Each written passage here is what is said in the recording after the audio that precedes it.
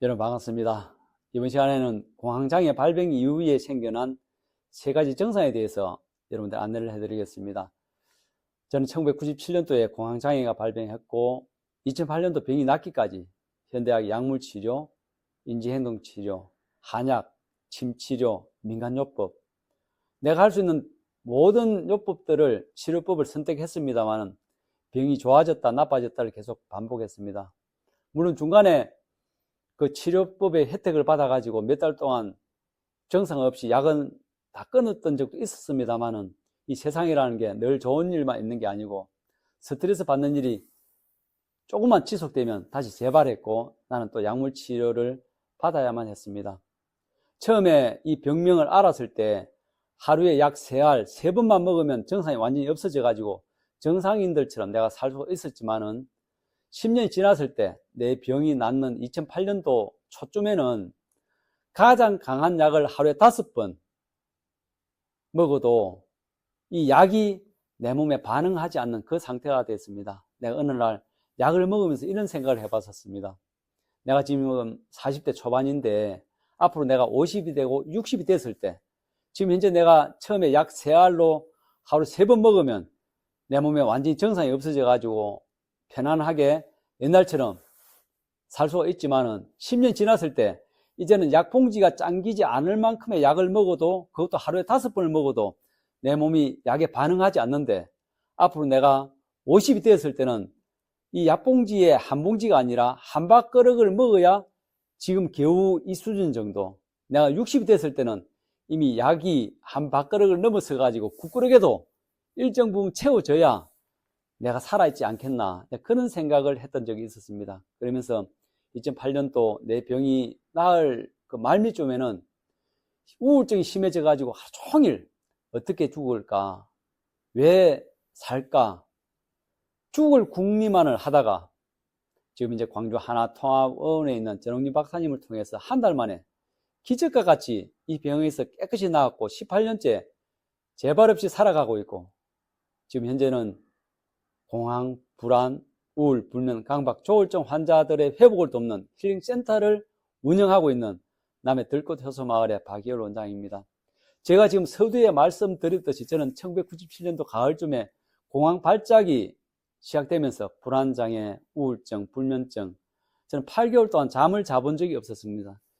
교감신경이 항진될 대로 흥분할 대로 흥분돼 가지고 내 몸이 영원히 잠을 재우지 않는 그 상태에 이르게 됐고 나중에 2008년도 말미쯤에는 우울증이 극심해 가지고 하루 종일 어떻게 죽을까, 남해에서 가장 높은 아파트에 몇 번을 올라가 가지고 내려다보고 오는 차를 딱 앉아서 쳐다보고 있다가 이 다음은 이 차에 뛰어들까, 그 차에 다음 차에 뛰어들까, 그럼 그 사람이 내가 뛰어들므로 해서 그 사람이 어떻게 얼마나 어려워할까, 이런 생각이 끊임없이 있다가 하루는 나이롱 줄로 자살을 하기를 결심했던 적도 있었습니다. 그러나 저는 2008년도에 광주 하나통합원의 전홍진 박사님을 만나면서 한 달 만에 교감신경을 완전히 누그러뜨리고 부교감신경을 살려내는 방법을 알게 되고 정말 내 장 속이 장의 환경이 완전히 파괴되어 있는 것을 장의 염증, 숙변을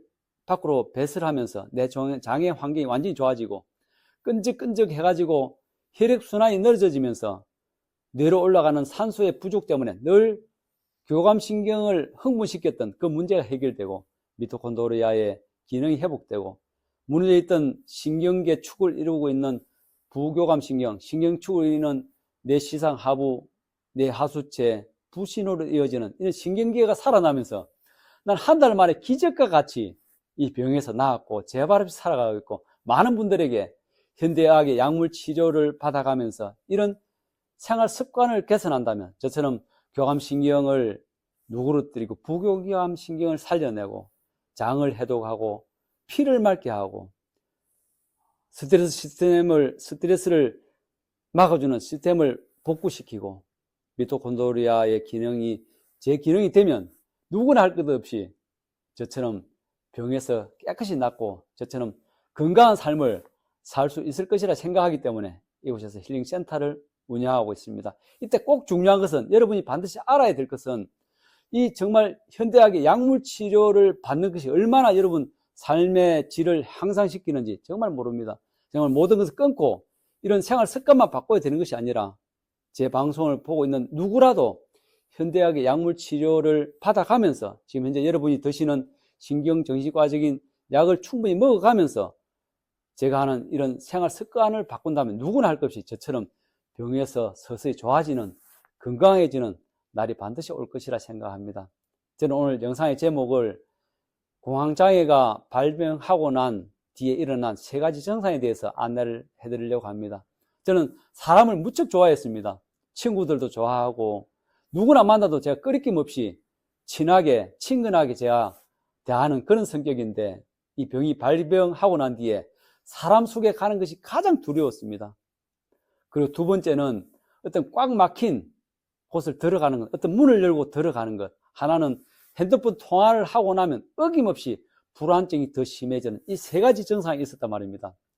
내가 공황 발작이 있고 난 뒤에 왜 내가 사람 속에 들어가는 것이 이렇게 두려운가를 계속 내 혼자 생각해 봤을 때 공황 발작은 내가 주관적으로 내 스스로 제어할 수 있는 힘을 벗어난 거기 때문에 내가 공황 발작을 겪어봤단 말입니다.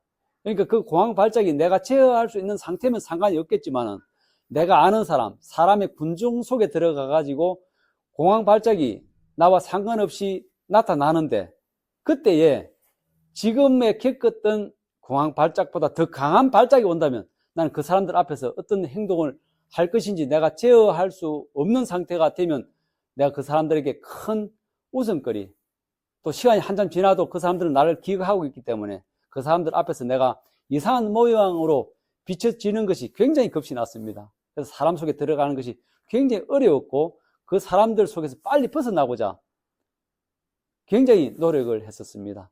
두 번째로 저는 그때 저는 내 집이 아니라 전셋집을 살고 있었는데 그 전셋집은 대문을 열고 저희 집에 들어가는 그런 집이었는데 그 전셋집에 밖에 나갔다 들어갈 때 대문을 내 스스로 열지를 못했습니다. 왜 그런지 모르겠습니다. 그래가지고 몇 분 하다가 내 스스로 만들어낸 기계환, 정말 그 방법 하나를 연구했는데 그 대문 앞에까지 와가지고 대문을 열어보려고 몇 분 시도하다가 다시 돌아가고 그렇게 하다가 뒷걸음질 쳐가지고 문 앞에서 문고리를 잡고 바로 돌아서서 문을 후딱 열고 들어가면 열 수가 있었습니다.